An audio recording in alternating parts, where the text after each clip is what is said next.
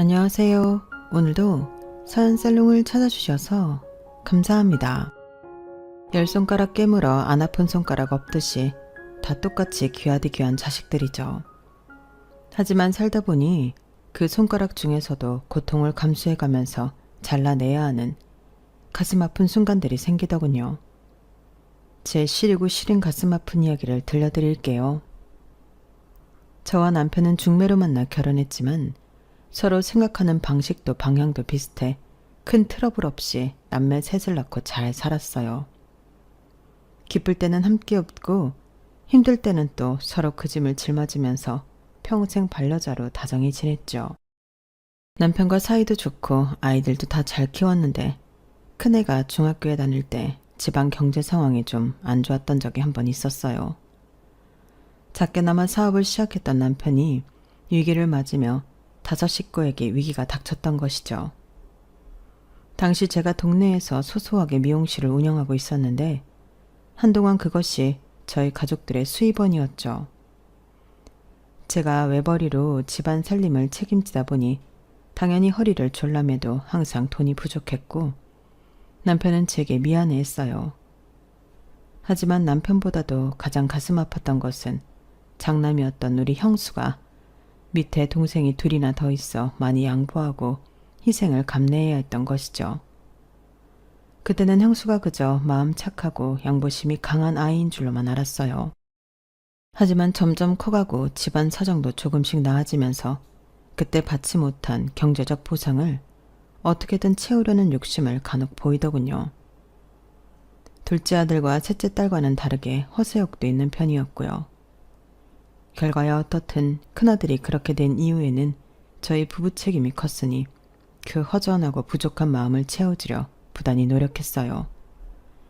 다행히 남편은 7년 만에 다시 일어설 수 있었고 지금까지 직원 5명 정도 둔 작은 공장을 운영하고 있어요.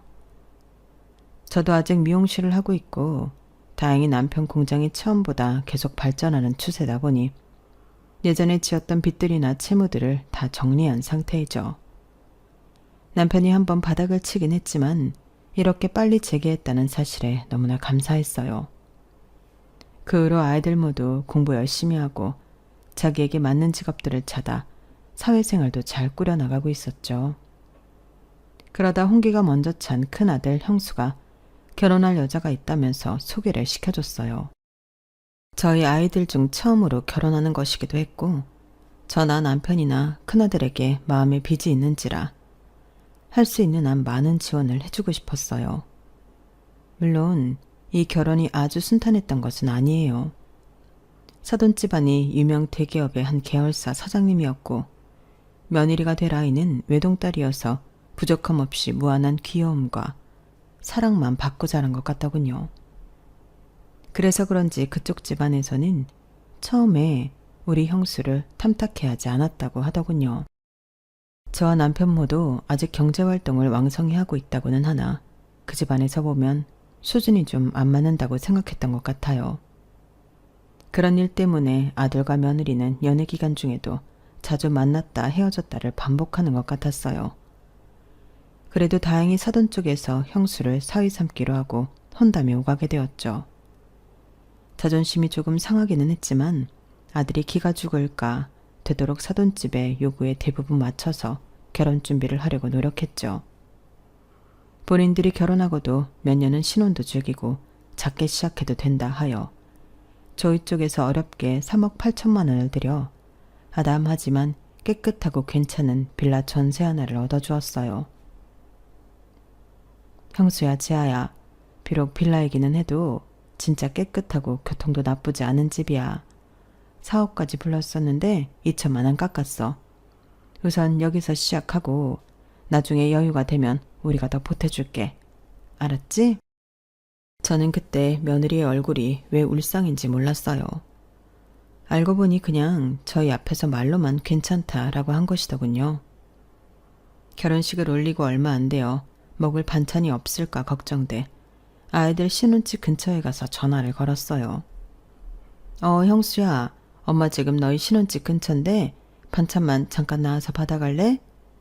신혼여행 갔다 오고 여기저기 인사하고 다니느라 집에서 뭐 해먹기 어려울 것 같아서 집 반찬 몇 개 해서 가져왔어. 지아도 집에 같이 있니?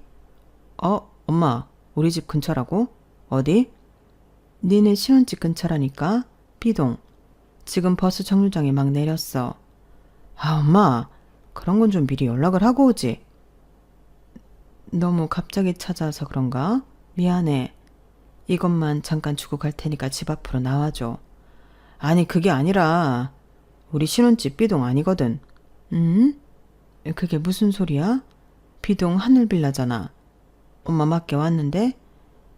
있잖아. 사실은 그 빌라 계약 파기하고 우리 다른 데로 이사 왔어. 뭐? 이사? 어디로? 여기 H동이야. H동? 계약을 취소하고 H동에서 지금 산다고? 지아가 사실 엄마랑 아빠 앞에서는 말 못했는데 한 번도 엘리베이터 없는 빌라에서 살아본 적이 없어가지고 2층인데 엘리베이터가 있어야 돼? 그냥 지아는 여태껏 계속 쭉 9층 아파트에서만 살아서 빌라 사는 게 너무 힘들 것 같다고 그러더라고. 그럼 진작 말을 하지. 지아도 나름 엄마랑 아빠 눈치 본 거지. 그 빌라 계약하고 온 날 엄청 울더라고. 그 정도로 싫어했구나. 그럼 지금은 H동 어딘데? 엄마랑 아빠는 좀 힘든 것 같아서 장인어른한테 부탁 좀 드렸어. 뭘?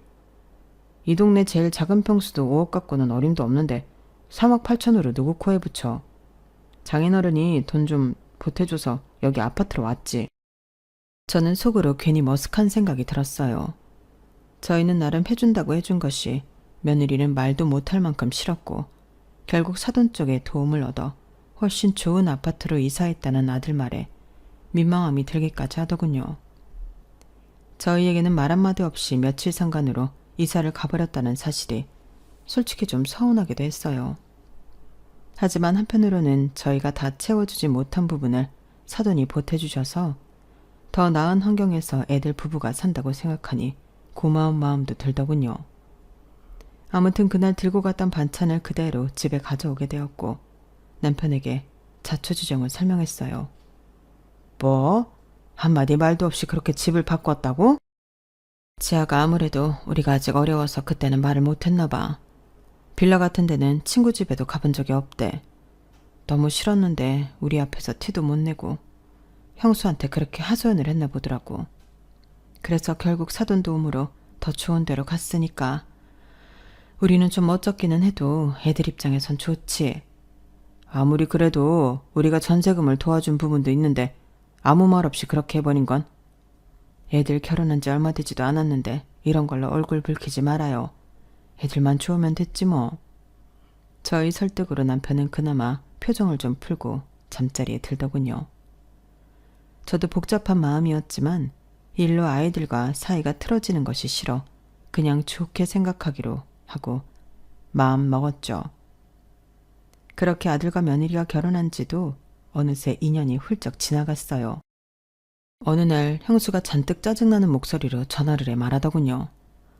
엄마, 우리 2년 만에 이사 가야 돼. 왜? 왜긴 집주인이 나가래잖아. 너희 신혼부부 같이 집 깨끗하게 쓰고 큰일 안 벌리는 임차인들이 어딨다고 2년 딱 살고 나가라고 하니 집주인 아들이 외국에 있다가 이번에 한국에 아주 들어와서 이 집에서 사시겠대. 집주인 아들이? 그래서 전세비 3천만 원 더 올려서 주겠다고 우리가 먼저 말했는데도 힘들다고 그러더라고. 아들이 들어와서 살겠다는데 뭐 할 말 없지. 그래서 이번에는 어느 쪽에 집 구하려고 K동 쪽으로 알아보고 있어.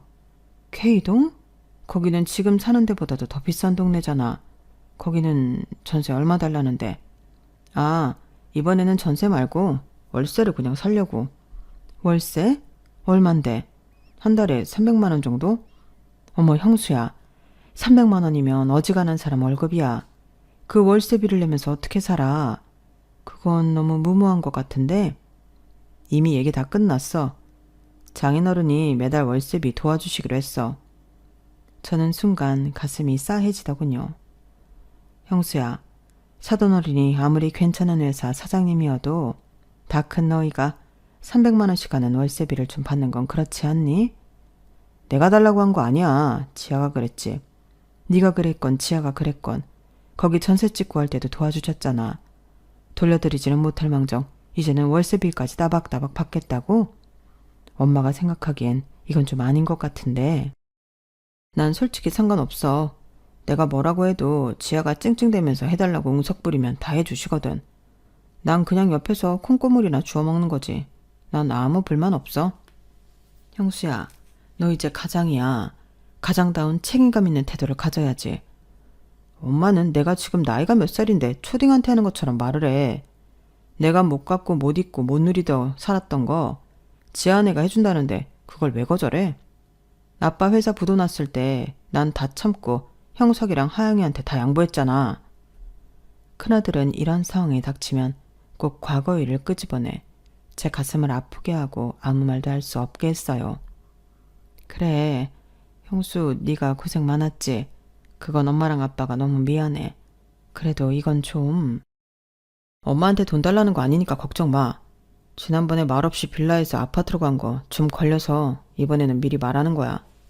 이미 우리 다 정했고 장인 어른이랑도 다 얘기된 거야. 그냥 엄마는 그렇게 알고 있으면 돼. 저는 처음으로 무력감을 느꼈어요. 아들이 한 가정의 가장으로서 조금 더 굳센 모습을 보여줬으면 했는데 모든 것이 제 욕심 같더군요. 결국 아이들은 얼마 뒤 K동에 고급 아파트로 이사를 갔어요. 이사간 K동이 우리 집과는 조금 더 멀긴 했는데 그런 이유로 아들 내외는 집에도 잘 오지 않더군요. 남편이 몹시 서운한 티를 내면 저 역시 속을 숨기고 말했어요. 지들끼리 잘 살면 됐지. 우리 안 보러 온다고 뭘 그렇게 서운해해요. 아무리 그래도 2시간이 걸리는 것도 아니고 1시간 걸리는 거리를 멀다고 분기에 한 번씩도 안 오는 게 말이 되나? 냅둬요. 애들도 바쁘겠지. 형석이랑 하영이나 신경 써요. 그런 와중에 막내딸이 결혼 허락을 받는다며 남자친구를 집에 데려왔어요. 시원시원한 생김새의 목소리까지 마음에 안 드는 구석이 없더군요. 딸과 사위의 결혼은 큰 잡음 없이 무난하게 치러졌어요. 딸은 결혼과 동시에 임신도 했고요. 저희 집에는 이제 저와 남편, 둘째 아들만 남게 되었죠. 둘째 아들도 얼른 짝을 찾아갔으면 좋겠는데 아직 결혼 생각이 전혀 없다고 손사래를 치더군요. 나까지 장가가면 엄마랑 아빠 쓸쓸해서 어떡해. 네가 장가가서 예쁜 며느리 귀여운 손주 안겨준 게 효도야. 쓸쓸은 무슨. 엄마랑 아빠랑 둘이 얼마나 재미지게 잘 지내는데. 손주는 큰형이랑 하영이가 안겨드릴 테니 제 자식까지는 기대하지 마십시오. 이 녀석이.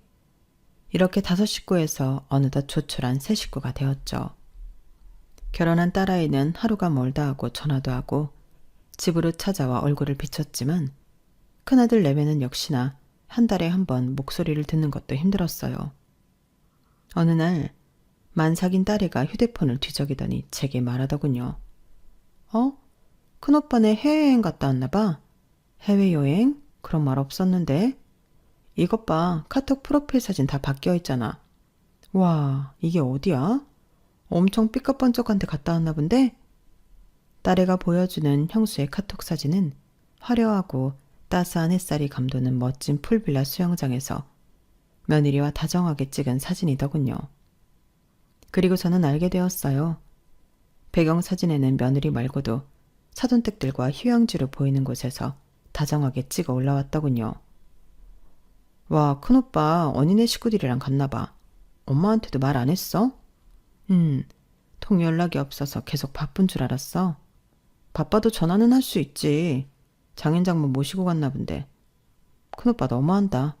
엄마랑 아빠도 모시고 한번 다녀오지. 오빠가 사돈댁에 예쁨 받은 짓 잘한 거지. 새언니는 엄마랑 아빠한테 예쁜 짓 잘 못하잖아. 그건 그냥 개인 특성인 거고. 솔직히 오빠랑 새언니 이 집에는 너무 무심해. 결혼할 때 사돈 도움을 많이 받았잖아. 엄마랑 아빠도 3억 8천 마련해서 보냈잖아. 뭐 왼몸으로 보냈어? 아니잖아. 이런 거 보면 큰오빠 좀 입상이야. 예전에 은원 한마디 없이 지네끼리 이사가고 통보한 것도 마음에 안 들고 연락도 잘 안 하고 진짜 별로야. 다 사는 방식이 다른 거지. 오빠도 이제 가장이야. 형수만의 방식이 있는 거지. 엄마는 큰오빠 너무 감싸지 마. 예전에 우리 집 어려울 때 오빠가 다 희생했다고 생각해서 그렇게 그냥 다 이해해주는 거지. 아니야. 그건 큰오빠 착각이야. 알게 모르게 둘째 오빠랑 내 것도 많이 뺏어갔어. 엄마 아빠 앞에서만 닭똥 같은 눈물 뚝뚝 흘리면서 자기가 다 양보한 것처럼 연기했었지. 진짜 오빠만 아니면 칵 쥐어받고 싶은 순간이 한두 번이었는 줄 알아? 아무튼 그 당시에 큰오빠만 무조건 참고 희생한 건 아니라는 거. 엄마도 잘 알고 있어야 돼. 엄마가 오해하고 있으니까 자꾸 저렇게 큰오빠가 못해도 그러려니 하고 넘어가려는 거잖아. 엄마랑 아빠, 오빠를 향한 마음의 빚 진짜 내려놔도 돼. 막내딸은 아이를 갖고 나서 제 마음을 가장 잘 알아주는 좋은 친구가 되어 있었어요. 이런 막내가 있다는 것 자체에 감사한 마음이 저절로 들더군요. 사실 형수의 카톡 프로필과 배경사진을 봤을 때 저도 움찔하긴 했었어요. 저희 부부와는 외식도 안 하는 아들 내외가 사돈댁 가는 해외여행을 갔다는 것이 내심 마음에 서운함으로 자리 잡더군요. 그러다 얼마 후 큰애들로부터 또 다른 소식이 전해져 왔어요. 뭐라고? 또 이사를 가야 된다고? 거기 들어간 지 1년 정도밖에 안 됐잖아. 다른 게 아니라 지아가 이번에 직종을 아예 바꾸고 싶대. 새로 배우고 하려면 지금 사는 집에서 왔다 갔다 하긴 너무 멀어서 어쩔 수 없이 이사 가야 돼. 그런데 이사 가면 형수 너도 회사랑 멀어지잖아. 너도 힘들어지는 건데 중간 합의점을 찾는 게 좋지 않겠니? 아, 나 회사 그만뒀어. 뭐? 언제? 갑자기 왜? 갑자기는 아니고 몇 달 됐어. 나 지금 회사 안 다녀서 그냥 지아가 다니기 좋은 데로만 가면 돼. 왜 잘 다니던 회사를 그만둔 거야? 어? 지난번에 장인어른 장모님 지아랑 사이판 여행 갔다 왔거든. 그때 장인어른이랑 저녁에 둘이 술 한잔 하는데 조심스럽게 말하시더라고. 지금 회사 대를 이어서 잘 꾸려갔으면 좋겠는데 자식이 딸인 지아 하나밖에 없기도 하고 지아가 회사 경영 이런데 전혀 관심이 없거든. 그래서 사위인 내가 나중에 맡아줬으면 하시는 눈치더라고. 나야 뭐 거절할 이유가 뭐가 있어. 완전 땡큐지. 사장 소리 들으면서 떵떵거릴 수 있는데. 아무리 그래도 지금 당장 너한테 사장 자리를 주시겠다는 건 아니잖아. 뭘 그렇게 성급하게 회사를 그만뒀어. 엄마, 언제든 물 탈 준비를 하고 있어야지. 내가 미리 경영 공부도 하고 준비 태세를 갖춰놔야 아무 때나 갑자기 날 부르셔도 얼른 뛰어가서 자리를 잡지. 바로 사장 자리 앉으면 좋지만 아직 장인어른 창창하시고 하니까 뭐 밑에 본부장, 부사장 이런 것부터 맡겨주지 않으시겠어? 그때 돼서 나 회사 퇴사하고 뭐 공부하고 하면 늦잖아. 그러니까 미리 하는 거지. 본부장, 부사장 자리부터 주신대?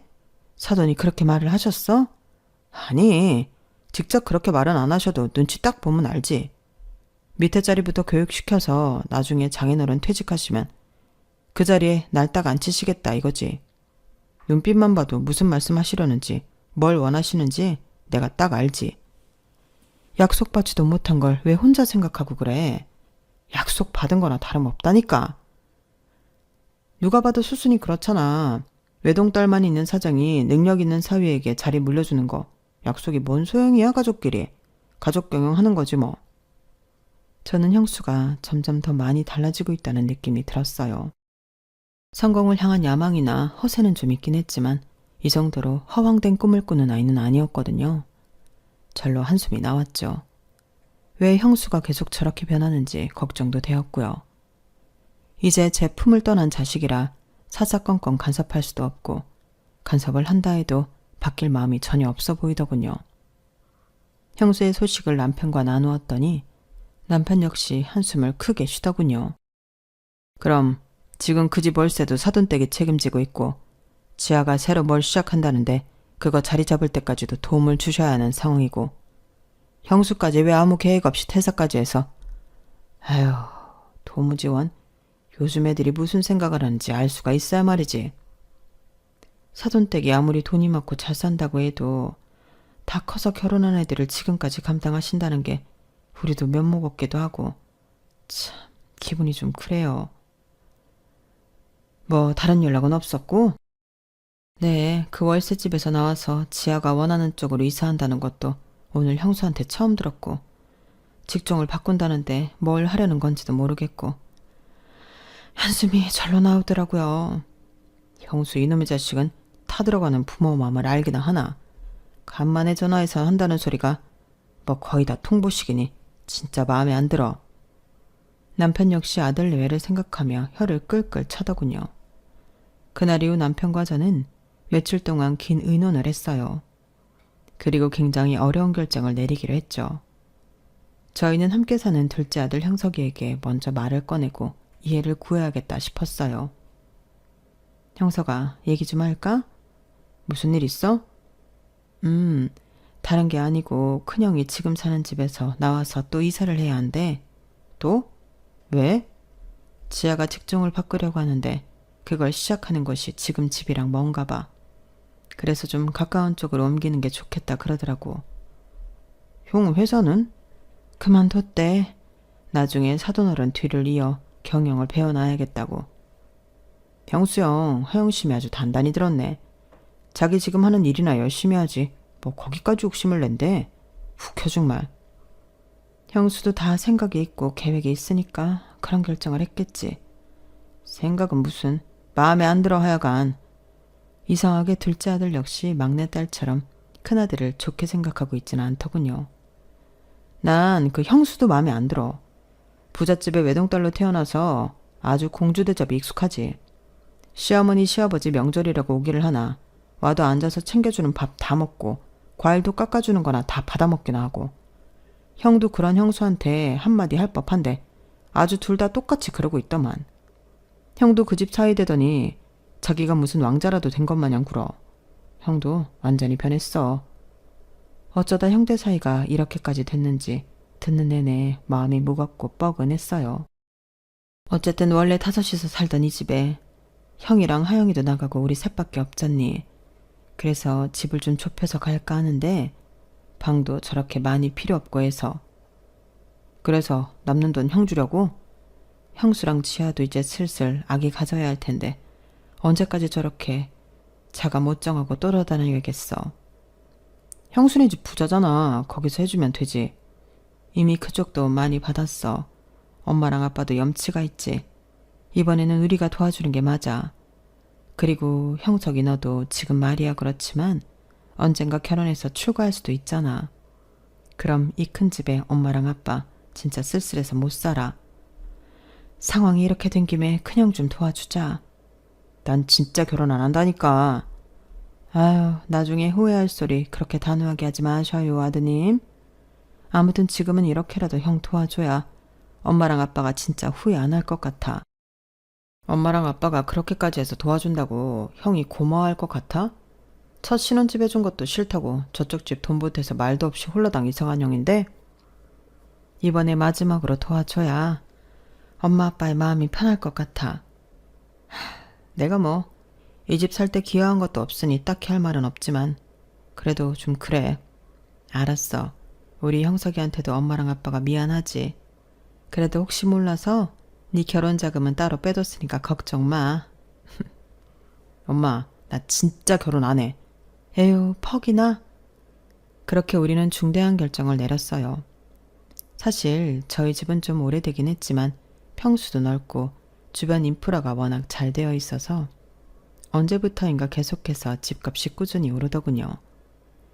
새로 짓는 요즘 집처럼 순살 아파트인지 아닌지 걱정할 필요도 없고 인테리어만 싹 바꾸면 최신 아파트보다 더 좋아 보이는 집도 많더군요. 저희 부부는 부동산의 시세를 알아보기 시작했어요. 지금 사시는 곳이 다른 단지보다 평수도 크고 잘 빠져서 지금 파셔도 좋기 17억은 받으실 수 있을 겁니다. 정말요? 생각보다 많네요. 솔직히 팔기는 아까운 집인데 정말 파실 건가요? 네, 저희 식구 수에 비해 이 집이 이제는 너무 커서요. 그러시군요. 이 주변 집은 내놓는다고 입김만 불어도 서로 계약하려고 난리니까 새 주인 찾는 건 시간 문제일 겁니다. 어쨌든 내놓는다고 하시면 좋은 가격으로 받아들일 테니 걱정하지 마세요. 생각보다 큰 액수에 저희 부부는 기분이 좋았어요. 이 집을 팔고 남편과 제가 모은 돈을 합치면 20억 정도는 아들네에게 줄 수 있을 것 같더군요. 저는 기쁜 마음으로 형수에게 전화를 걸었어요. 형수야, 혹시 주말에 시간 되니? 지아랑 같이 집에 좀 올래? 이번 주말에 장인어른이랑 낚시 가기로 해서 다음 주에 시간 되면 갈게. 그렇구나. 중요한 말할 것이 있어서 그러니까 꼭 시간 내서 와. 내가 다시 연락할게요. 몇 주 만에 어렵게 아들 내외를 저희 집에서 만나게 되었어요. 너무 오랜만에 만나 반갑다기보다 약간 거리감이 느껴질 정도더군요. 형수야, 지아야, 여기 앉아봐. 할 말이 있어. 우리 이따 심야 영화 예매해놨거든. 무슨 일인지는 몰라도 빨리 얘기해줘, 엄마. 다른 게 아니라 형수 너도 막내 하영이도 다 결혼하고 이 집에 없잖니. 형석이도 지금은 저렇게 결혼 안 한다 하지만 사실 언제 어디서 제 짝을 만나게 될지 아무도 모르는 일이고, 그래서 지금 이 집이 너무 크게 느껴져. 엄마랑 아빠 그리고 형석이 세 식구가 집을 좀 좁혀서 이사를 갈까 해. 이 집을 팔고.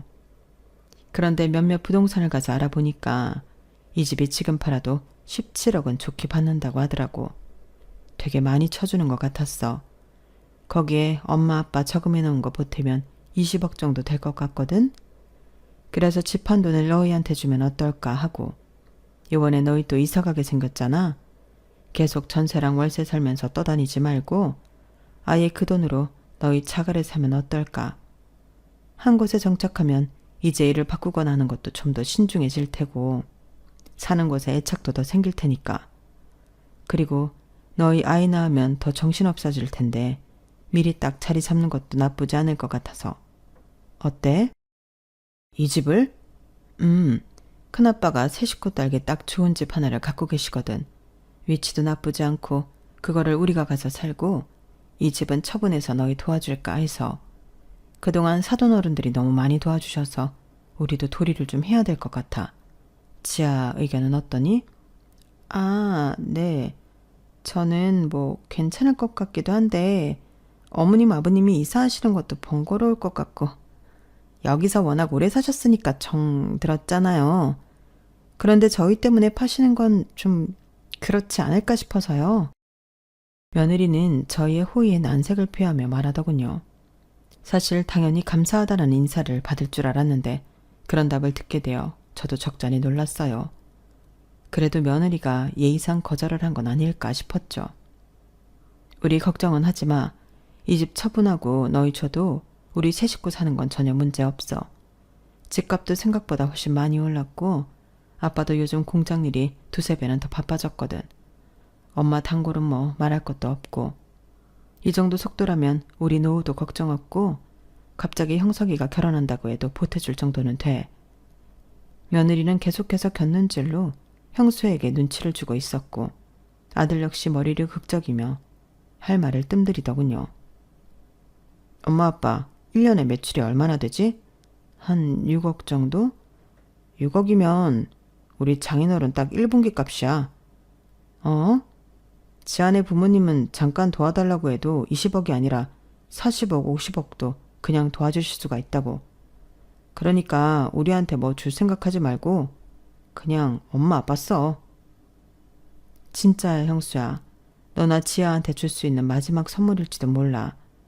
우리 형수 너무 잘 커져서 집 힘들 때도 동생들 잘 케어해주고 엇나가지 않게 잘 커줬잖아. 그것만 생각해도 너희한테 20억 주는 거 하나도 아깝지 않아. 아니 엄마 그게 아니라 그렇게 20억으로 생색내지 않아도 된다고. 지아내는 살던 집 팔고 다른 돈 보태서 그럴 필요가 없다고. 그냥 깔끔하게 20억 주고 끝. 이렇다고. 알겠어?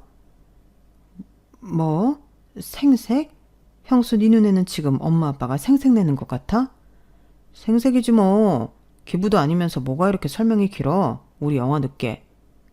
형수야, 엄마의 뜻을 네가 잘못 받아들인 것 같은데 엄마도 내 뜻을 잘못 받아들인 것 같은데 엄마랑 아빠가 이 집 팔고 어쩌고 저쩌고 구구절절하게 안 해도 된다고. 지아네 부모님은 그냥 군말 없이 한 방에 딱 해결해 주신다니까. 그건 사돈댁 능경인기가 그런 거고 이거는 엄마랑 아빠가 너희 도와주고 싶은 마음에서 말한 거야. 그러니까 안 도와줘도 된다고요. 그 돈 필요 없으니까 엄마 아빠 만난 거 많이 사 잡수시라고요. 아들의 비아냥거리는 말투에 저는 몹시 당황했고 며느리는 뭐가 웃긴지 옆에서 희죽거리며 웃더군요. 아들에게 이런 소리나 들으려고 했던 말은 아닌데 너무 어이가 없고 분하기까지 했어요. 형수야, 너희한테 그 돈을 준다고 해서 우리는 생색 낼 생각 추워도 없었고 뭐 바라는 것도 없었어. 왜 엄마랑 아빠의 말을 왜곡해서 받아들이니? 그냥 우리끼리 알아서 잘 산다니까. 그만 간섭하고 냅두세요 우리. 너희 자식 다시 한번 말해봐. 뭐가 어쩌고 저째?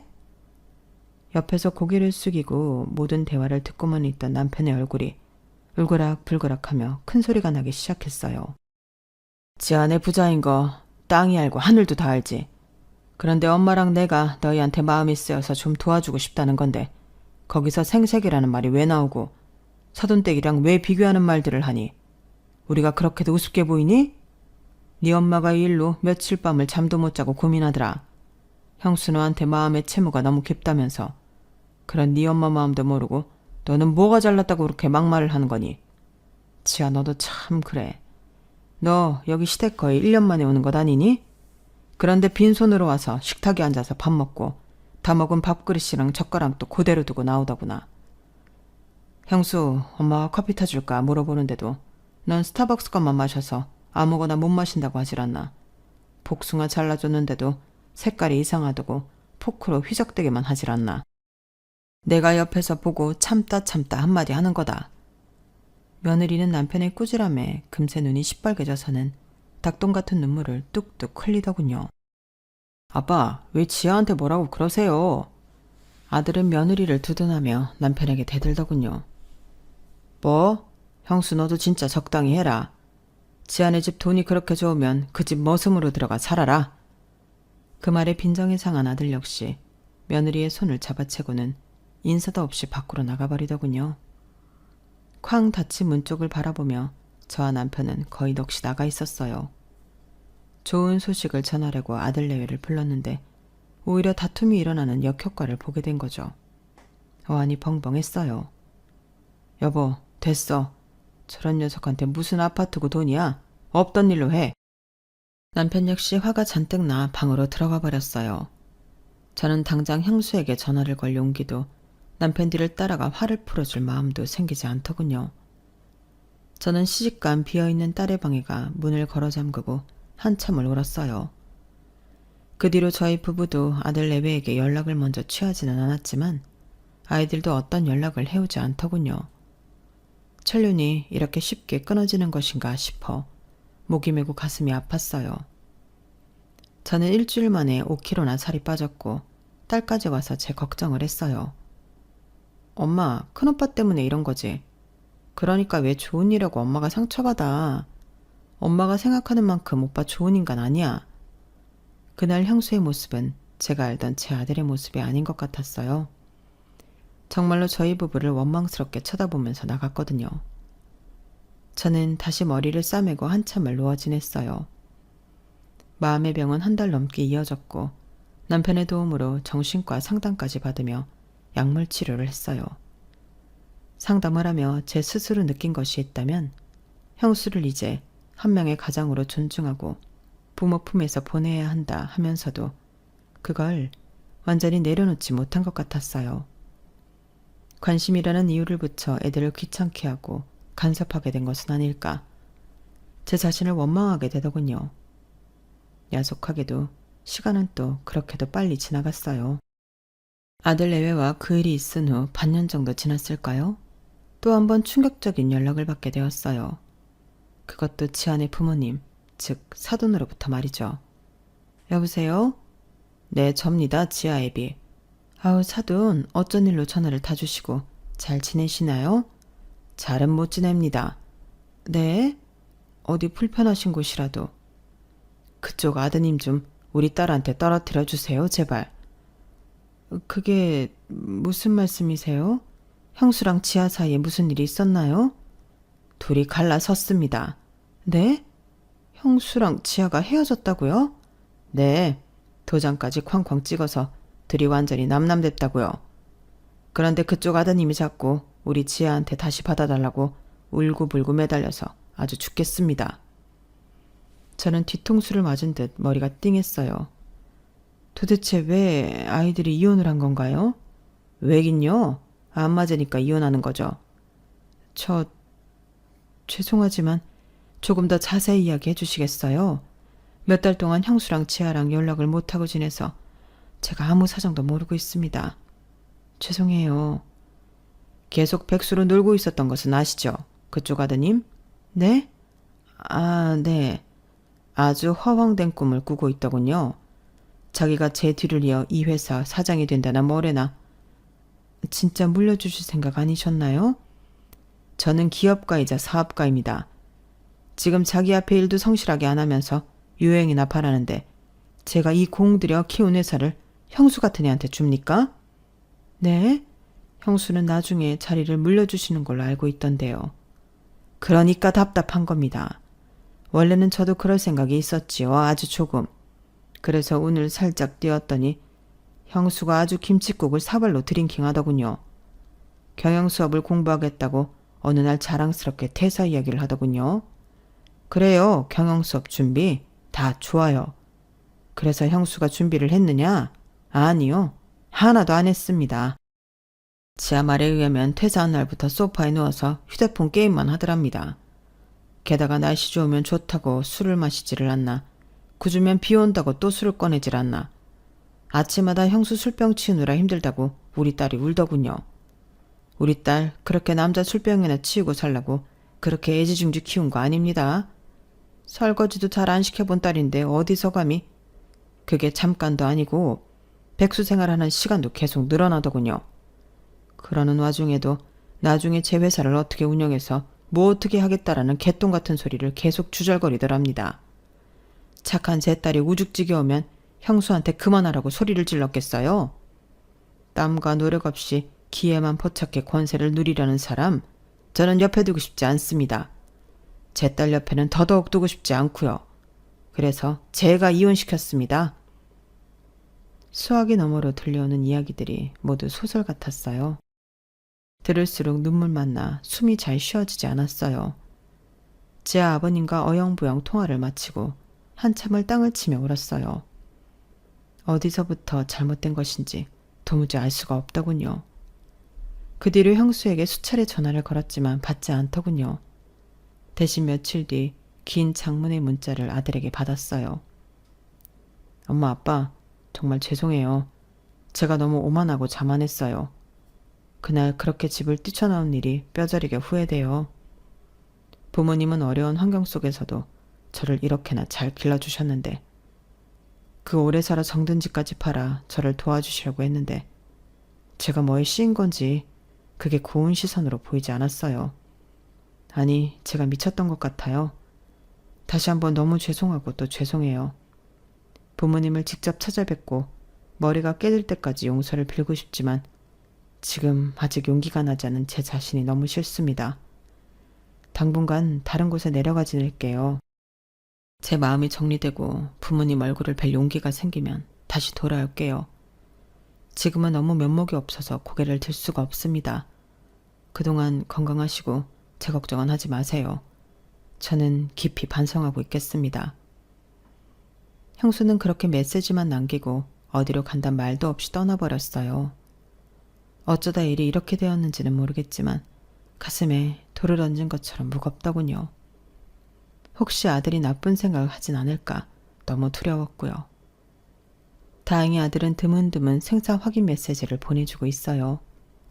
본인이 반성할 시간이 조금 더 필요하다가 하니 저희 부부도 큰아들이 건강한 몸과 마음으로 다시 돌아올 날만을 기다리고 있어요. 이번 일로 아들뿐만 아니라 남편과 제게도 다시 한번 삶을 되돌아보는 계기가 되었고 둘째 아들과 셋째 딸을 위해서라도 너무 가라앉지는 않기로 했어요. 큰아들이 하루빨리 좋은 모습으로 돌아왔으면 좋겠네요. 제 이야기는 여기까지예요.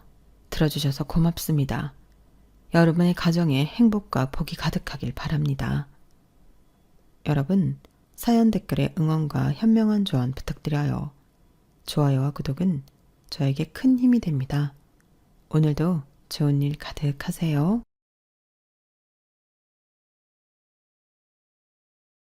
안녕하세요.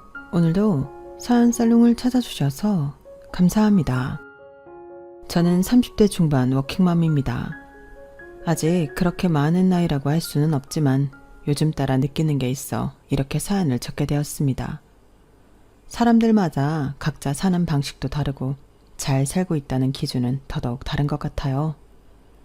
누군가는 조금 여유 있게 바깥 풍경을 보며 사는 것이 좋은 인생이라고 하고, 누군가는 숨 쉴 틈 없이 달려 남들보다 앞선 인생을 사는 게 좋은 인생이라고 하더군요.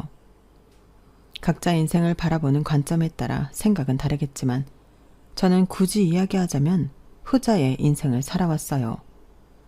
사실 선택지가 있어서 그랬다기보다는 처한 환경이 그리 여유롭지 못했기 때문에 그렇게 달릴 수밖에 없었던 것 같아요.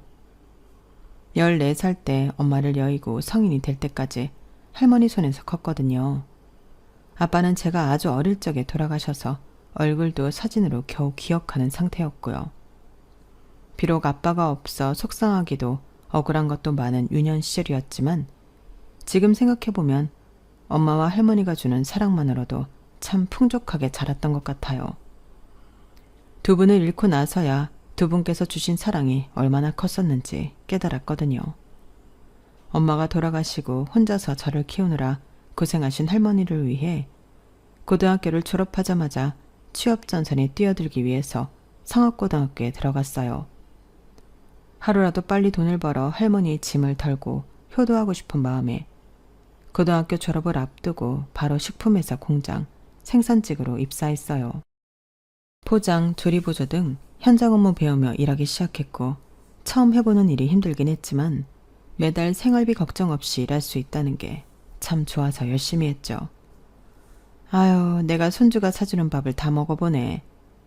생산직이다 보니 기숙사에서 지내는 날이 더 많아서 휴일마다 집에 와 할머니께 맛있는 것도 사드리고 따뜻한 옷, 예쁜 신도 사드리며 행복하게 하루하루를 보내고 있던 어느 날이었어요.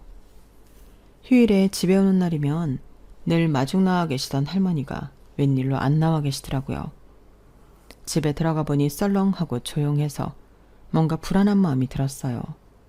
사람 촉이라는 게 있잖아요. 안방문을 열어보니 조용히 눈을 감고 누워 계신 할머니께서 숨을 쉬지 않고 계셨어요. 할머니, 저 왔어요. 오늘도 할머니 드리려고 맛있는 거 많이 사왔는데 눈 좀 떠보세요.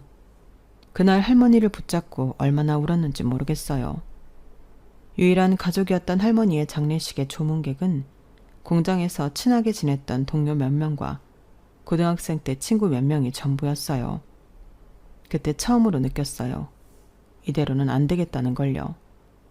공장에서는 이미 일을 잘하는 걸로 알려져 있었지만 거기서 만족하면 안 되겠다는 생각이 들더군요. 하지만 뭘 어떻게 해야 할지는 알지 못했어요. 그래도 주어진 일을 열심히 하다 보니 기회는 찾아왔어요.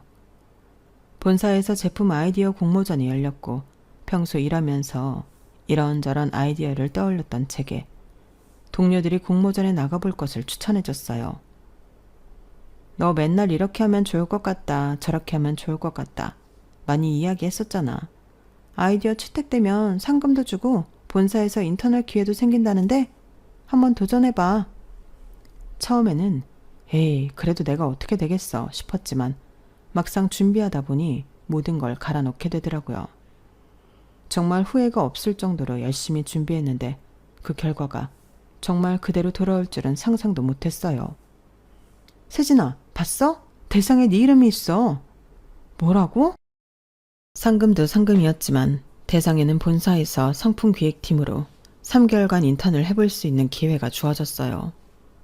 인턴 기간이 끝나면 성과 평가를 통해 계약직으로 전환할 수 있는 가능성도 있었죠. 저처럼 고등학교만 졸업한 사람에겐 더 없는 기회였어요. 그때부터 미친 듯이 달렸던 것 같아요. 인턴 3개월을 3년 쓰듯이 잠까지 줄여가며 열심히 살았어요. 고작 3개월짜리 인턴이라 중대한 업무가 주어지지는 않았지만 맡은 걸 최대한 완벽하게 해내려고 노력했죠. 그 결과 인턴 기간이 끝나기 전 계약직 사원으로 전환 권유가 왔어요. 세진씨 생산직에서도 업무 평가가 좋던데 사실 그게 사무직에 적응하는 거랑은 별개의 일이거든요. 그런데 현장 경험을 살린 기획 아이디어로 실무 적응도도 높고 내부 성과 평가에서도 우수한 평가가 나와서 다음 달부로 계약직 전환이 가능해요. 앞으로도 실적으로 보여주세요. 기쁘긴 했지만 처음에는 힘들었어요. 대부분 저를 바라보는 시선이 현장 출신이 사무직 와서 얼마나 버티나 보자 식이었거든요. 남들보다 훨씬 어린 나이에 공모전 입상으로 시작한 사회생활이라 사내에서 은근히 무시도 받고 차별도 받았지만 개의치 않았어요. 일만 잘하면 언젠가 모두가 인정해줄 날이 오겠지 싶었거든요. 학벌 없이 시작한 사회생활이라 죽어라 이래도 저보다 늦은 나이에 들어온 대졸자들에 비해 정규직 전환도 느리고 승진도 한참 더뎠거든요. 그래도 워낙 어린 나이에 시작한 덕인지 나이 앞자리가 3으로 바뀌면서 드디어 꿈에 그리던 과장을 달게 되었어요. 사내 최연소 과장이 되고 나서야 주변에서 슬슬 인정해주는 느낌이 들더군요.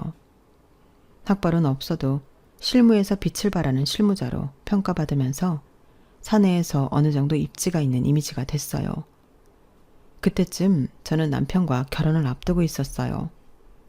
남편은 저보다 나이가 3살 많았고 둘 다 대리였던 시절부터 알고 지냈어요. 옆부서다 보니 크게 접점은 없었지만 인사는 서로 하고 지내는 정도였어요. 처음 제대로 서로 말을 주고 받아본 건 제가 사원에서 대리로 첫 승진을 하며 정규직으로 전환이 되었을 때였어요. 와, 생산직에서 정규직까지 전환되는 사례는 정말 처음 보는데요. 세진 대리님이 우리 회사에 역사를 썼어요. 같은 대리지만 세진 대리님은 뭐가 달라 보이네요. 항상 응원하고 있어요. 축하해요. 역사는요. 그렇게 거창하게 칭찬해 주시니 몸둘 바를 모르겠네요. 감사합니다. 진심이에요. 솔직히 세진 대리님 일하는 거 옆에서 보고 들을 때마다 일처리 너무 잘하신다 싶어서 깜짝깜짝 놀란다니까요. 우리 팀에도 대리님 같은 분이 있으면 참 좋을 텐데. 친해지고 싶어요. 어떻게든 인정받고 정규직이 되고 싶어 힘들게 달리던 중 처음으로 받아본 따뜻한 응원과 진심 어린 존중이었어요. 그동안 저도 내심 외로웠던 모양인지 친해지고 싶다는 그 한마디에 마법처럼 마음이 열리더라고요. 그때부터 남편과 친한 동료로 지내면서 개인적인 시간을 함께 보내기 시작했어요. 남편은 늘 제 성과를 칭찬하면서 일하는 방식을 배우고 싶어 했어요. 처음엔 본능적으로 경계가 됐지만 그 사람의 일방적이고 꾸준한 존경 어린 눈빛이 제 마음을 결국 약하게 만들었던 것 같아요. 업무상 난처한 일이 생길 때마다 저도 모르게 도와주며 일을 알려주고 있었죠. 와, 어떻게 이렇게까지 꼼꼼하게 해요? 나는 알려줘도 못하겠다. 나 진짜 대리님이 우리 회사에서 제일 존경스럽다니까요. 진짜 크게 될 사람이야. 어떻게든 일을 배우려던 그 사람의 태도가 부담스러우면서도 좋았는데 오히려 일을 알려줄수록 못하겠다며 뒷걸음질 치면서 저만 축혀 세우더군요. 그때는 가족을 다 잃고 혼자 살던 때기도 했고 가깝게 지내던 사람도 남편뿐이라 껍데기뿐인 칭찬이어도 인정받고 존중받는 그 느낌이 참 좋았던 것 같아요. 결과적으로 제가 아이디어를 도왔던 프로젝트가 성공을 거두면서 그 사람은 승진하게 됐어요. 4년제 좋은 대학을 졸업한 사람이고 인사평가도 좋던 사람이 성과까지 제대로 내버리니 승진을 안 시킬 이유가 없었죠. 그때 저는 그 프로젝트를 도우며 남편과 정이 들어 연애를 시작할 때라 다 좋게 생각했어요. 자기야, 나 과장 됐어. 다 당신 덕분이야. 당신 아니었으면 이 프로젝트는 해내지도 못했을 텐데 너무 고맙고 사랑해. 잘됐다. 나도 사랑해. 너무 축하해. 사랑하던 사람이 잘된 거니 진심으로 기뻤지만 마음 한켠으론 씁쓸했어요. 남편보다 입사도 빨랐고 대리로 보낸 시간도 길었는데 아무리 성과를 차분히 쌓아올려도 저는 도저히 승진할 기미가 보이지 않았거든요. 그때부터 뭔가 더 초조했던 것 같아요. 열심히 일했고 눈에 띄는 성과를 내기 위해 노력했어요. 보고서를 하나를 써도 더 완벽하게 쓰기 위해 노력했고 다른 역량도 키우기 위해 밤낮으로 공부했죠. 그 결과 경력 9년차를 찍는 날에 드디어 과장으로 승진을 하게 됐어요. 회사에서는 난리가 났죠. 세상에, 전 대리님 잘 될 줄 알았다니까요. 회사가 너무 승진을 늦게 시켜준 거죠. 너무 축하해요, 대리님. 아니, 이제 과장님이죠. 과장님 아니면 누가 승진해요. 그동안 정말 고생 많으셨어요. 축하해줘서 고마워요, 다들. 승진한 날 많은 사람들의 축하를 받으며 하루를 마무리했어요. 남들보다 더 오랫동안 간절하게 바래왔던 승진이라 그런지 하루 종일 기분이 들뜨더라고요. 남편과 함께 퇴근하는 길도 기대가 됐어요. 그런데 들떠있는 저와는 조금 달리 남편은 어딘가 착 가라앉아 있더라고요. 왜 그래 좋은 날? 무슨 일 있었어? 아, 나는 오늘 보고서가 형편없다고 다시 해오라고 엄청 까였거든. 당신 기쁜 날에 일해서 미안해. 나는 왜 당신만큼 일을 못할까 그런 생각이 들어서. 당신은 정말 대단한 것 같아. 그럴듯한 학력 없이도 공장에서 여기까지 올라왔으니까. 칭찬인 건 알겠는데 그런 얘기는 오늘은 안 했으면 좋겠어. 그냥 그동안 내가 해온 것에 대해서 축하만 해줘. 내가 누구보다 축하하지. 그런데 내 상황이 이렇다 보니까. 나도 학교 다닐 땐 공부 좀 하던 사람이었는데 말이야. 일머리라는 건 좀 다른 건가 봐. 그렇게 누구보다 기뻐해야 할 날, 오히려 저는 남편의 하소연을 들어주느라 제대로 기쁨을 만끽하지 못했어요. 그래도 자기 앞에 처한 상황이 너무 절망적이면 그럴 수는 있다고 생각이 들었죠. 그때는 몰랐어요. 그게 남편의 마음속 깊은 곳에 있는 열등감의 전조였다는 걸요. 가장이 된 뒤 저를 믿어준 회사에 더 제대로 보여주고 싶었어요. 긴장의 끈을 놓지 않고 해오던 대로 맡은 일에 충실하던 어느 날, 같이 퇴근하고 회사 근처에서 저녁을 먹다가 남편이 청혼을 했어요. 나 이제 당신이랑 결혼해서 가정을 꾸리고 살고 싶어. 나랑 결혼해 줄래? 거창한 이벤트 하나 없는 담백한 청혼이었지만 그 말을 들은 순간 가슴이 뛰더라고요. 그동안 가족 없이 지내왔던 저로서는 그 말이 그렇게 기쁠 수가 없었거든요. 하지만 동시에 걱정스러운 마음도 들었어요. 이제서야 회사에서 인정받으며 일하는 느낌이 들었고 지금의 안정적인 생활이 무척 마음에 들었거든요. 결혼하면 이제껏 미뤄왔던 모든 게 뒤바뀔 것 같은 기분이 들었어요. 그걸 다 포기하고 이 사람과의 미래를 택할 수 있을지 조금은 고민이 되더라고요. 하지만 그렇다고 사랑하는 사람과 가정을 이루고 사는 걸 도저히 제 손으로 포기할 수는 없었죠. 좋아, 결혼하자. 일단 저질러 보자는 마음이었어요. 그동안 악으로 깡으로 안 되던 것들도 되게 만들어 온 저였으니 육아와 일을 병행하는 게 쉬운 일은 아니라곤 하지만 어떻게든 해보자는 생각이 들었어요. 그런데 결혼을 준비하면서 제가 미처 예상하지 못한 일이 있었어요. 자기야, 그래서 말인데 사실은 나 사장님 아들이야. 뭐라고? 그걸 왜 지금 말해? 당신이 혹시나 부담스러워 할까봐. 우리 부모님은 내가 당신이랑 사귀는 거 알고 계셔. 어린 나이에 부모님이 다 돌아가시고 할머니까지 돌아가신 뒤에 천의 고아처럼 외롭게 자랐어요. 엄마와 할머니께서 남기신 유산이 조금은 있었지만 남들에 비하면 택도 없을 정도였어요. 그나마 그동안 안 쓰고 안 입고 돈을 모은 걸로 결혼 준비를 하려던 참이었어요. 그런데 여태껏 평범한 집안인 줄로만 알았던 남편의 집안이 사실은 이 회사의 사장님 댁이었다니 정말 거짓말 같고 정신이 아찔하더군요. 만약 드라마였다면 정말 흥미로운 전개였지만 현실은 전혀 그렇지 않았어요. 아시는데 반대 안 하셨어? 이렇게 차이 나는 집에서 저를 만난다는 걸 선뜻 내켜 하실 리가 없다는 생각이 들었어요. 그런데 남편은 걱정 말라는 듯 고개를 젓더군요. 그랬으면 내가 결혼하자는 이야기도 안 하지. 당신은 몰랐겠지만 우리 부모님도 당신 멀리서 오래 지켜봐서 얼마나 괜찮은 사람인지 잘 아셔. 너무 걱정하지 마. 그 말에 안심이 되면서도 마음 한켠이 묘하게 찜찜하고 기분이 나빴어요. 저를 좋게 봤다는 건 다행이지만 그동안 당사자 모르게 지켜봤다는 사실을 기분 좋게 여길 사람이 어디 있겠어요. 그래도 워낙 집안 차이가 압도적으로 나는지라 그분들 입장에선 불안한 마음에 그랬을 수도 있겠다. 당장 헤어지라고 난리치지 않는 게 어디냐는 생각으로 나름대로 합리화했어요. 남편을 소개할 친정조차 없는 제 입장에선 예비시댁 눈밖에 나지 않았다는 사실만으로도 안심을 해야 할 처지였죠. 그렇게 긴장 반 설렘 반으로 첫 인사를 드리러 간 날이었어요. 괜히 안 좋은 소리를 듣기 싫어 처음으로 큰돈을 써 고급스러운 구두와 단정한 정장 원피스를 사입고 비싼 가방도 빌렸어요.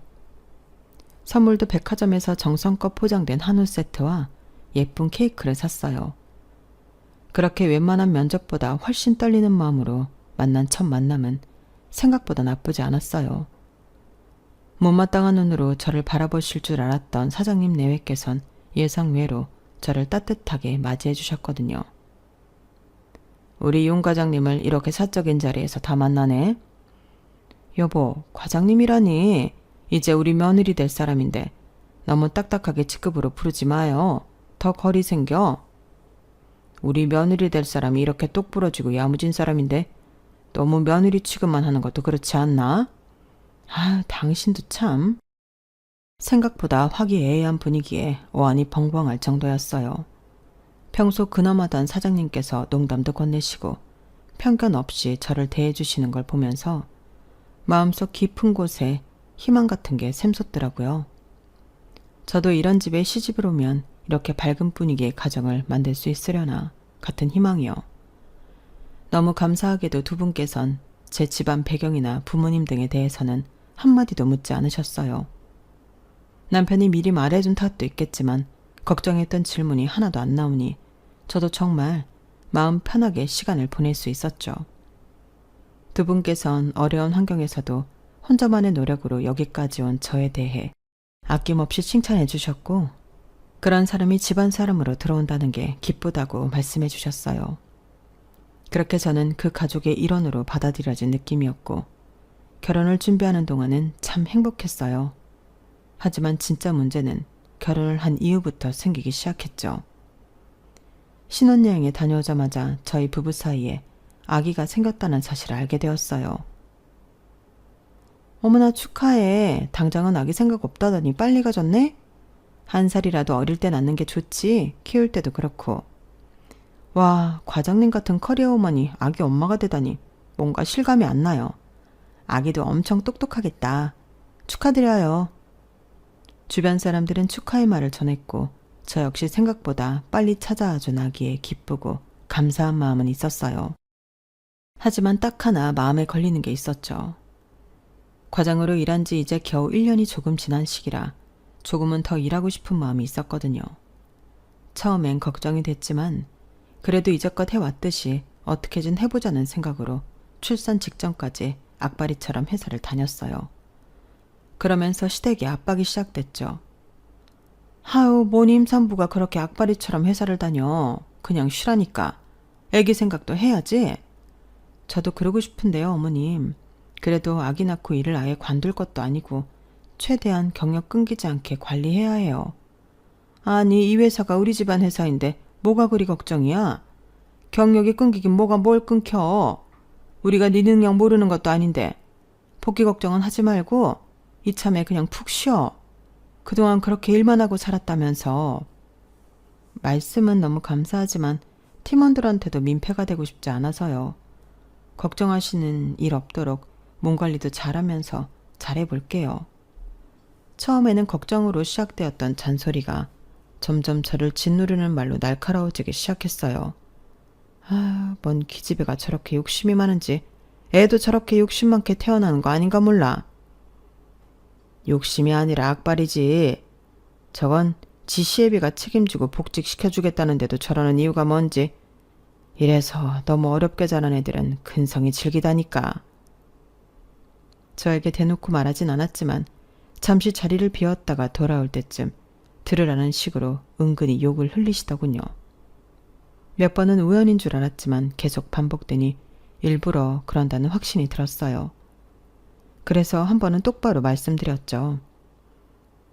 걱정해 주시는 건 감사하지만 지금 중요한 프로젝트라 제가 빠지면 팀원들이 많이 힘들어지는 상황이라 빠질 수가 없어요. 이 일까지는 마무리하고 쉬기로 팀원들이랑 약속해 놓은 것도 있고요. 어차피 아기 낳으면 1년은 쉴 텐데 너무 뭐라고 하지는 말아주세요. 남의 회사도 아니고 아버님 회사잖아요. 회사가 잘 돼야 어머님 아버님도 잘 되시죠. 그래, 뭐 너 능력 있는 거야 익히 들어서 알고는 있는데 너 하나 빠진다고 뭐 그렇게 큰일이 나겠니? 마치 너 나가면 큰일 날 것처럼 그러는데 너만한 인재는 또 있어. 우리가 누구 좋으라고 이래? 너랑 네 뱃속에 있는 네 아들 좋으라고 다 이러는 거 아니겠니? 아무리 시대가 변했어도 애엄마는 애엄마야. 뱃속에 애가 있는 이상 애기가 최우선이 되어야지.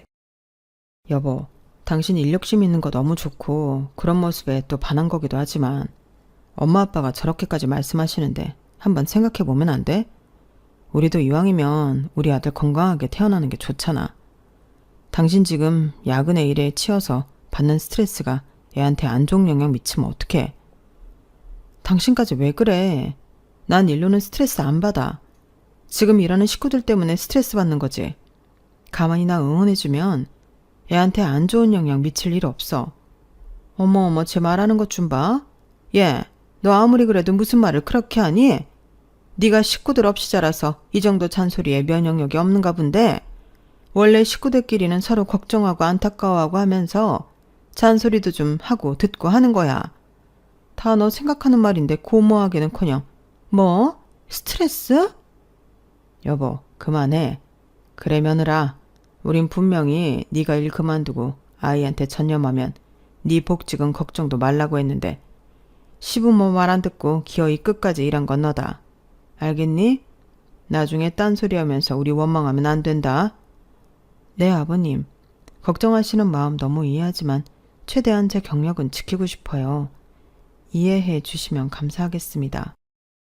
시아버지가 회사 사장이라고 하면 다들 부러워하겠지만 현실은 전혀 그렇지 않더군요. 안 그래도 불편한 시댁이 더 가시방석이 되는 기분이었어요. 제 회사 생활이 시댁에도 어느 정도 걸려있다고 생각하면 사회생활을 시댁에서까지 해야 하더라고요. 분해도 저에겐 너무나 힘들게 쌓아올린 직책이었기 때문에 맡은 바 최선을 다하고 싶다는 생각뿐이었어요. 그렇게 저는 퇴근하는 길에 갑자기 시작된 복통으로 예정일보다 2주 빠른 시기에 아이를 조산하게 됐어요. 아이를 낳을 때는 고통에 정신이 너무 없어서 아무 말도 안 들리고 아무 생각도 안 들었는데 조금 정신이 들고 예쁜 아들을 품에 안아보니 그제서야 실감이 나더라고요. 드디어 제가 아이 엄마가 되었다는 사실이요. 그 조그만 손이 제 손가락을 감아오는데 얼마나 벅차든지. 한 번도 살면서 성취감 외에 다른 벅찬 기쁨을 느껴보지 못했던 저에게는 난생 처음 느껴보는 감정이었어요. 조리원에서 아이를 낳고 나서 찾아오는 생각보다 많은 몸의 변화들을 견디고 적응하면서도 아이를 만나는 시간만큼은 정말 행복했죠. 하지만 제 기쁨이 그렇게 짧게 끝나버릴 줄은 몰랐어요. 아이를 데리고 조리원 퇴소를 하면서 새로운 가정에 대한 꿈에 부풀어 있는데 떡하니 집에 와 계신 시부모님 때문에 심장이 차가워지는 기분이었거든요. 왔니? 당분간 같이 지내려고 왔다. 네? 같이 지내신다고요? 그럼 그 조그만 애를 혼자 볼 생각했니? 친정도 없으면서 혼자서 뭐 어떻게 하려고? 아이 아빠가 육아휴직 쓰고 2달은 같이 봐준다고 했어요. 괜찮아요. 아 여보, 그게 말인데 아빠가 육아휴직은 쓰지 말라고 하셔서. 뭐? 사내 자식의 육아휴직은 무슨 육아휴직이야? 안 그래도 이 녀석 내 아들인 거 아는 인간들은 회사에서 쓰곤쓰곤 대는데 육아휴직까지 쓰게 하면 네 남편 낙하산이라는 소문에 불 지필 일 있어? 쭉쭉 승진해서 사장자리까지 자연스럽게 가려면 애 키울 시간이 어딨어? 육아는 내가 도울 테니 당분간은 남편 찾지 마라. 어이없고 황당한 소식에 말문이 막히더라고요. 그렇게 얼떨떨하게 시어머니와 당분간 같이 지내게 됐어요. 본격적으로 육아를 시작해보니 생각보다 혼자서 할 수 있는 일이 많지 않더라고요. 잠시도 아이를 떨어뜨려 놓을 수 없는 상황에서 틈틈이 다른 일도 해야 하니 여간 곤란한 게 아니었어요. 육아를 돕겠다던 어머님이 해주시는 거라곤 고작 잠깐 화장실 다녀올 때 아이 봐주기, 아이 재울 때 배달음식 시켜주기 정도가 전부였지만 그거라도 도와주는 사람이 없으면 너무 힘들어질 것 같았어요. 하지만 도와주시면서도 잔소리가 너무 심해 차라리 없었으면 싶을 때도 있었죠. 아우, 이건 또 내가 치워야겠어. 애 좀 내려놓는다고 안 죽는다, 안 죽어. 애 핑계로 시애미 가정부 시킬 생각 말고 좀 일어나서 치워라. 어? 어머니 잠시만요. 애가 너무 칭얼거려서 진정시키고 치울 테니까 그냥 두세요. 됐다. 그럼 어느 세월에다 치우니? 내가 없었으면 어쩔 뻔했어. 내가 치워준다, 치워줘. 얘, 화장실에 왜 이렇게 오래 있어? 늙은 시애미 손목 부러뜨리려고 그러냐? 팔 아파 죽겠다. 네, 어머님, 속이 안 좋아서 곧 나갈게요. 너 빨래를 왜 이렇게 쌓아놔? 애 것만 빨고 남편은 전혀 챙기지를 않네. 이래도 돼? 애기 재우고 할게요, 어머님.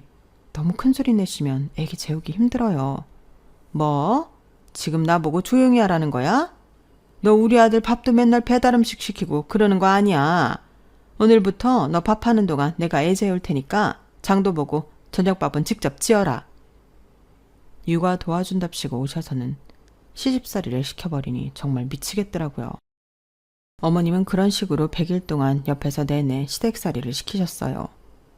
아이가 통잠을 자게 될 때쯤, 아이가 통잠을 잔다는 사실보다 이제 어머님을 떼어낼 핑계가 생겼다는 사실에 더 기뻤을 정도였으니까요. 어머님, 이제 아이가 통잠을 자서 어머님 도움은 괜찮을 것 같아요. 그동안 정말 감사했어요. 그렇게 겨우 어머님을 떼내고 아이를 혼자 키우면서 힘든 일도 많았지만 곁에 어머님이 없다는 것만으로도 숨 쉴 구멍이 생긴 기분이더라고요. 아이 둘이 지나고 슬슬 육아휴직을 끝내고 복직을 해야겠다는 생각이 들어 남편에게 이야기했어요. 여보, 이제부터 시터 좀 알아봐야 할 것 같아. 괜찮은 사람 구하려면 시간이 좀 걸릴 것 같아서. 뭐? 시터라니? 우리 애를 시터한테 맡겨? 그럼 어떡해. 나도 복직 준비해야 하는데. 아니, 이렇게 어린애를 남의 손에 맡기고 회사를 가겠다고? 무슨 복직을 그렇게 급하게 해. 어차피 우리 아빠 회사잖아. 아버님 회사라고 해도 자리를 너무 오래 비우면 나도 일하는 감각이 떨어지잖아. 다시 적응하는 시간도 필요하고. 이건 엄마 아빠랑 다시 얘기해보자. 난 남의 손에 우리 애 키우기 싫어. 당신도 내가 일하는 모습이 보기 좋다며. 늘 응원하고 격려해주던 거 아니었어? 그건 당신이 애 엄마가 아니었을 때 얘기지. 결혼하고 애 가졌으면 당연히 가정에 충실해야 하는 거 아니야? 그때 머리를 얻어맞은 것 같은 충격이 들었어요. 남편은 곧바로 쪼르르 달려가 시부모에게 제 이야기를 전했더군요. 분노한 시부모님이 그날 저녁 바로 집으로 찾아오셨어요. 너 대체 무슨 소리냐? 복직은 무슨 복직? 애 돌진한 지 얼마나 됐다고? 너 일 안 하면 누가 쫓아오기라도 한다니? 시아버지가 편히 봐주겠다는데 왜 이래? 육아휴직을 적어도 2년을 써야지. 누가 1년 만에 복직을 해? 그러다 잘리는 여직원들을 워낙 여러 봐서요. 편히 봐주시는 건 감사하지만 괜히 제가 불안해서 그래요. 웃기는 소리 하지 마라. 이 악바리 같은 게 어딜 귀한 남의 집 손주 놔두고 일타령이야? 그렇게 좋아하는 일 다시는 못하게 해주랴? 그래요, 여보. 차라리 그게 낫겠네. 너 그나마 받고 있던 육아휴직 급여라도 마저 받고 싶으면 까불지 말어. 회사에서 다들 인정해주고 지켜 세워주니 진짜 자기가 뭐라도 된 줄 아나 본데 이런 애들은 집안일 하면서 기가 좀 꺾여 봐야 돼. 너 아주 애까지 낳고도 정신머리가 딴 데가 있는 거 보니까 아예 딴 생각 못하게 해줘야겠구나. 여보, 우리 집안 며느리가 장소는 안 키우고 일한답시고 밖으로 놔두는 꼴 볼 수 있겠어요? 다른 건 몰라도 내가 그 꼴은 못 보지. 원래 하던 일 하겠다고 하는 건데 왜 제가 이런 소리까지 들어야 하는 건지 정말 분하고 억울했지만 설마 싶은 마음도 있었어요. 회사에 득이 됐으면 득이 됐지 실이 되는 직원도 아니라고 생각했거든요. 하지만 이 집안에 며느리로 들어온 순간 저는 유능한 사원이 아닌 그저 며느리일 뿐이었던 모양이었어요. 복직 신청을 했지만 거부당했고 그대로 공고사직을 당했어요. 우리도 과장님이랑 다시 일할 날만을 기다렸는데 아무래도 위에서 힘을 쓰신 모양이에요. 나도 이야기 많이 해봤는데 도저히 안 먹히더라고. 못 도와줘서 미안해요. 정말 어이없고 기가 막혔지만 그래, 내가 여기밖에 못 다니겠나 싶어 같은 업계의 다른 회사에도 이력서를 넣었지만 번번이 떨어졌어요. 아니 과장님, 그 정도 스펙인데 떨어진다고요? 이것도 사장님께서 손 쓰신 거 아니에요? 같은 업계니까 지인이 많을 거 아니에요. 듣고 보니 그런 것 같았어요. 최종 면접 때 저를 좋게 봤다며 긍정적인 반응을 보였던 회사도 막상 결과를 보면 불합격이었어요.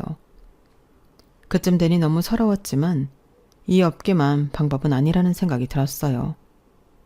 비록 그동안 쌓아온 커리어가 아쉬웠지만 이걸 활용해서 다른 길을 간다면 더 이상 시댁에서 절 방해할 수 없을 거라 믿었거든요. 그때부터 제 인생은 거의 전쟁이었어요. 낮에는 육아를 하고 밤에 아이가 잠들면 그때부터 육퇴는커녕 아닌 공부 시작이었어요. 처음에는 육아만으로도 너무 힘들어서 30분, 1시간 공부하던 걸 조금씩 2-3시간으로 늘려가며 공부를 했죠. 그렇게 1년을 조금 넘게 시간을 쪼개가며 새 출발에 필요한 자격증을 따고 국비지원 과정도 수료하면서 이직 준비를 마쳤어요.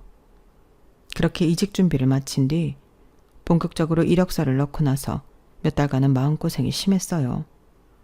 제 나름대로 아무리 준비를 마쳤다지만 경력 공백도 있고 관련 경력이 아니니 된다는 보장이 없었죠. 그래도 뽑아준다면 잘 해낼 자신은 있었어요. 언제나 처음 시작하는 마음으로 늘 도전해왔던 일들 뿐이었으니까요. 이런 제 포부를 알아줬는지 뽑힐 거라고는 생각도 못했던 대기업에서 연락이 왔어요. 공장 출신에서 과장까지 달았다니 저희도 실무 능력이 뛰어난 사람이 필요하거든요. 다행히 과거의 경험이 좋게 비춰진 모양인지 모 대기업 그룹 계열사인 산업전략에서 합격 연락을 받았어요.